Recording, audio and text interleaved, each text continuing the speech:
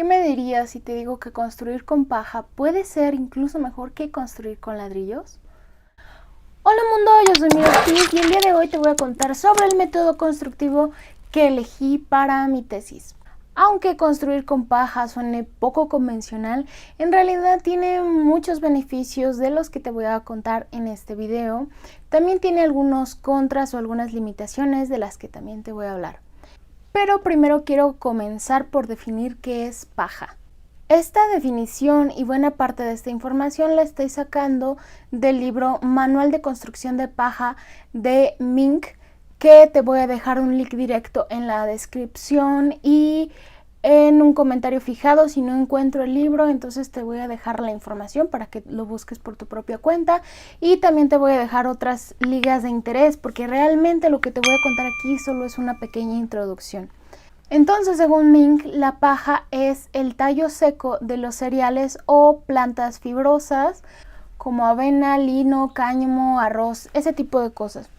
Y en la construcción se utiliza en forma de pacas o fardos de paja, que es el nombre un poco más propio, solo que en México los conocemos como pacas. Este sistema constructivo yo lo vi por primera vez en este pabellón,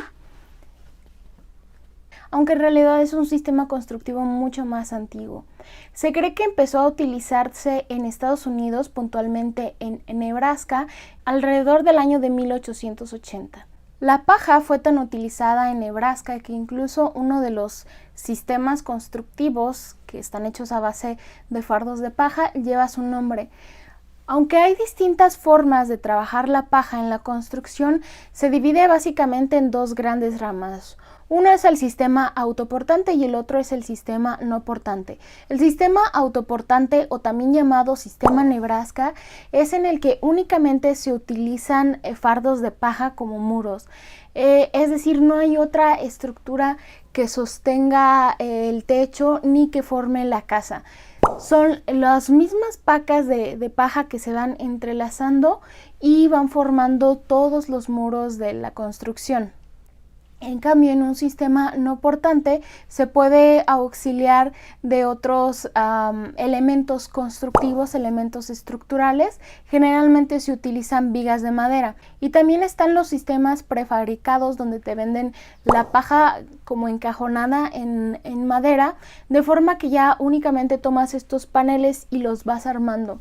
Pero bueno, ¿por qué utilizar paja y no otro tipo de materiales? Una de las principales razones es que es mucho más económico que sistemas tradicionales.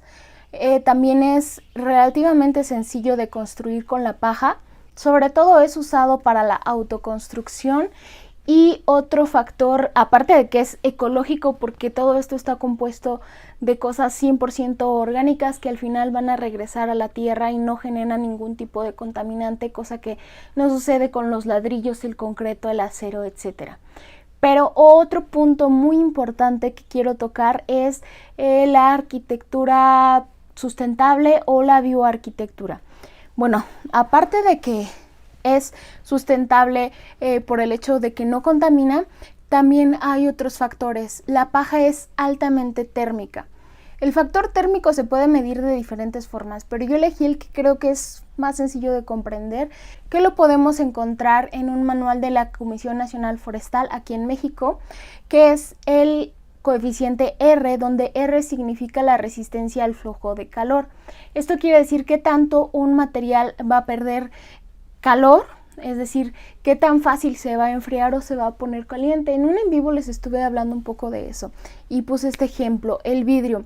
Si tú tienes un vidrio en la sombra, pues va a estar frío, pero si lo pones al sol, se va a calentar de inmediato y se va a calentar muchísimo. Eso significa que tiene un bajo coeficiente térmico. Y traducido a algo más práctico, en la construcción, en la vivienda o en alguna otra edificación, significa que si ese material tiene baja capacidad térmica, es decir, se calienta y se enfría fácilmente, entonces el interior también se va a enfriar y calentar fácilmente. Por eso tenemos casas que son muy frías en invierno y muy calientes en verano. También depende mucho del clima. Si el clima es muy extremoso, no vamos a tener ese problema. En cambio, si el clima es bastante extremoso, obviamente los cambios en el interior también van a ser muy extremosos. Hablé un poco más de esto en mi último video que te voy a dejar por aquí, por si quieres ir a ver cuándo se recomienda buscar materiales térmicos.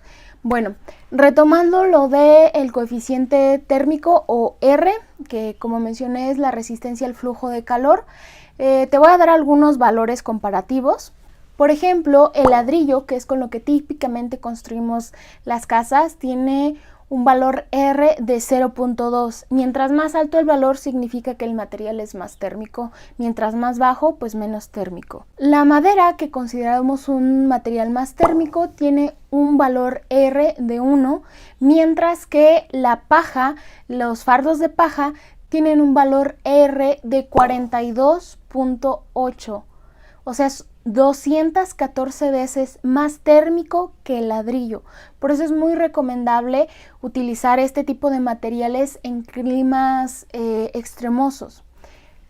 Esto también significa un ahorro energético. ¿Por qué? Porque ya no necesitas poner aire acondicionado, ventiladores, calefacción, etcétera, porque tu propio material te va a estar protegiendo contra la intemperie, que se supone que es lo que realmente buscamos. Y ahora, ¿simplemente se ponen las pacas y ya, listo? No. Es muy importante. Si mal no recuerdo, fueron los Hombres de Maíz, que te voy a dejar una liga a su página, tienen proyectos muy interesantes. Creo que fueron ellos los que dijeron que para que tengas una buena vivienda de paja necesitas ponerle buenas botas y sombrero, es decir, una buena cimentación y un buen techo.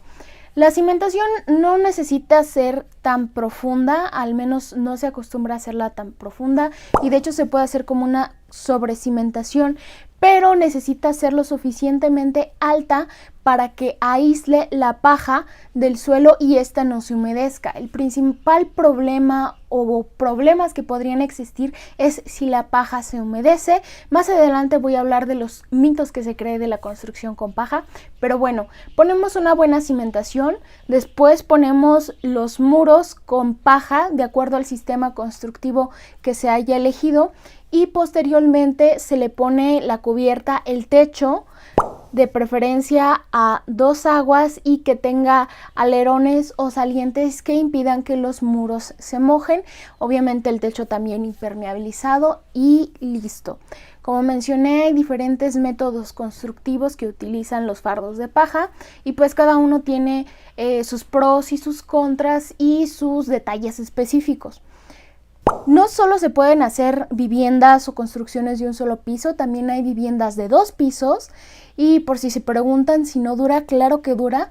Como mencioné, las primeras viviendas datan de aproximadamente 1880 y algunas de ellas aún se encuentran no solo de pie, sino habitadas. Y regresando al método constructivo, como mencioné, es muy importante que no se humedezca. Entonces, la paca lleva su recubrimiento. Puede ser el mismo recubrimiento que se le pone a un muro convencional, aunque no se aconseja por las reacciones químicas que tienen los materiales orgánicos, en concreto con el cemento. El cemento contribuye a que se desgasten más rápido. Entonces se puede optar por un recubrimiento de cal y arena o también de barro y posteriormente a este se le puede poner cal. Hay acabados totalmente profesionales que ni siquiera parece que sean viviendas de paja. Te voy a dejar aquí algunas imágenes. Y bueno, sí tiene algunos inconvenientes.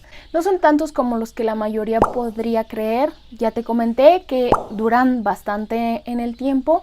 Es sismorresistente, se considera sismorresistente. Otro de los problemas que se cree que se podría tener es el problema de las plagas como ratones, arañas, alacranes, ese tipo de cosas. Sí podría tener, pero igual que cualquier casa común. ¿Por qué? Porque ya se le está poniendo un recubrimiento que puede tener el mismo acabado que una casa común. Entonces con esto ya estás evitando que existan ese tipo de animales. Otro miedo, otra preocupación es qué tan resistente es al fuego. Bueno, se hicieron varias pruebas. Hay una clasificación, esto sobre todo en Estados Unidos, al menos en México como que no es tan conocido o no se le da tanta importancia a esto porque generalmente construimos con ladrillo. Allá como se construye con madera, sí se tiene más cuidado con este tipo de cosas. Entonces ellos tienen una clasificación de materiales con respecto a la resistencia al fuego que te voy a dejar aquí. Generalmente los muros se encuentran en la categoría B2. Se le hicieron pruebas a los muros de fardos de paja sin ningún tipo de recubrimiento, es decir, la paja desnuda. Y estos se encontró que pertenecen a la categoría B2, sin ningún tipo de recubrimiento, así que es probable que su resistencia sea más alta ya con el recubrimiento.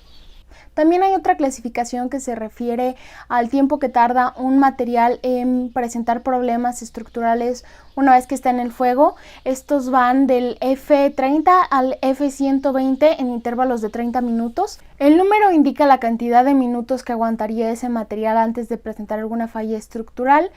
Y los fardos de paja en diferentes pruebas se encontraron entre F90 y F120. Así que son bastante resistentes al fuego y muy seguros. Una de las características que los hace resistentes al fuego es que para que el fuego se expanda y en sí para que pueda darse necesita oxígeno. Los fardos de paja están muy compactados, entonces realmente no hay mucho espacio y aparte como son bastante grandes, no hay aire ni espacio suficiente para que el fuego se propague. Y ahora voy con los contras, porque como todo en esta vida también tiene contras. Precisamente como tiene dimensiones muy grandes, requiere más espacio. Los muros miden aproximadamente 50 centímetros de ancho. Eso significa que necesitarías un terreno considerablemente grande porque vas a tener todo ese espacio en los muros. Entonces, pues esa es una limitante. Generalmente este tipo de casas se encuentran como más o terrenos más grandes, configuraciones más antiguas, precisamente por el espacio. Otro posible contra es que en teoría se puede construir en cualquier momento, pero no necesariamente, porque al momento de construirlo sí necesitas que, que la paja ya esté seca y dos, que tu terreno y el espacio en general en donde las vas a guardar estén secos. Por eso no se recomienda empezar a construir en los meses de lluvia. Si la paja o el fardo de paja se moja por los laterales, no hay mucho problema porque el mismo aire va haciendo que se seque. Pero si se llegara a mojar el núcleo, el centro, entonces ahí sí ya habría problema porque como por lo mismo que es muy ancho, es más difícil que se seque y entonces ahí sí con la humedad es una materia orgánica, se puede ir descomponiendo. Entonces hay que tener mucho cuidado con eso. Otro problema podría ser que sí, se utiliza mucho como método de autoconstrucción, sin embargo no es como que todo el mundo sepa construir con fardos de paja. De todos modos te voy a dejar, como te dije, la información y el manual que te ofrece la Comisión Nacional Forestal de México por si quieres darle una checada. Otro posible problema es que puede ser muy rápido, pero hay algunos procesos que sí llevan más tiempo. Por ejemplo, antes de poner el recubrimiento, es decir, el aplanado, se necesita que la paja se asiente, se compacte a sí misma, porque si no, pues puede botar ese recubrimiento, puede abrir grietas, ese tipo de cosas. Y esto sí puede tardar, creo que de 2 a 3 meses. Hay otros métodos para que esto suceda más rápido, pero bueno, eso ya lo irás viendo en los manuales que te voy a dejar. Pero bueno, si te gusta este tipo de contenido, suscríbete al canal y activa la campana de notificaciones para que no te pierdas ningún video en cuanto lo suba. Y si te gusta mi contenido, me haces un gran favor compartiendo. Pero de todas formas, nos vemos en un próximo video. Bye.